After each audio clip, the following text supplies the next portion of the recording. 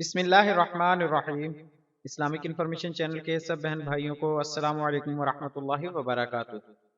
آج کی ویڈیو میں آپ دوستوں کے لیے اسلامی تاریخ سے متعلق ایک سوال اور اس کا جواب پیش کیا جا رہا ہے۔ ویڈیو میں آگے بڑھنے سے پہلے آپ دوستوں سے گزارش ہے کہ معیاری اسلامی معلومات کے لیے ہمارے چینل کو ضرور سبسکرائب کریں اور آنے والی ویڈیو سے باخبر رہنے کے لیے بیل آئیکن پریس کریں۔ شکریہ۔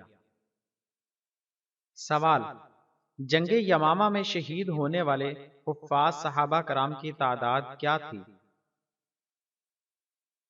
جواب: سن 11 ہجری میں جب رسول اللہ صلی اللہ علیہ وآلہ وسلم دنیا سے پردہ فرما گئے تو خلافت کی ذمہ داریاں حضرت ابو بکر صدیق رضی اللہ عنہ نے سنبھال لی، اور اس وقت ارتداد سمیت بہت سے فتنے سر اٹھا رہے تھے، جن میں سے ایک فتنہ مسلمہ کذاب کا فتنہ تھا جو مدعی نبوت تھا، اور اس فتنہ کی سرکوبی کے لیے حضرت ابو بکر صدیق رضی اللہ عنہ نے ایک لشکر حضرت خالد بن ولید رضی اللہ عنہ کی قیادت میں بھیجا۔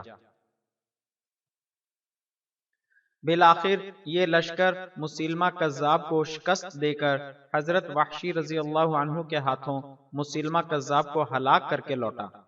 اس لڑائی کو جنگ یمامہ کہا جاتا ہے، جس میں تقریباً 600 یا 500 مسلمان شہید ہوئے اور اس میں 70 صحابہ حافظ قرآن تھے۔ اسی واقعہ کے بعد حضرت ابو بکر صدیق رضی اللہ عنہ نے قرآن مجید کو باقاعدہ جمع کرنے کا حکم دیا۔ دارالافتاء جامع علوم اسلامیہ، علامہ محمد یوسف، بنوری ٹاؤن۔ آخر میں آپ دوستوں سے گزارش ہے کہ ہماری حوصلہ افزائی کے لیے ہماری ویڈیوز کو لائک اور شیئر ضرور کریں۔ شکریہ، جزاک اللہ خیرہ۔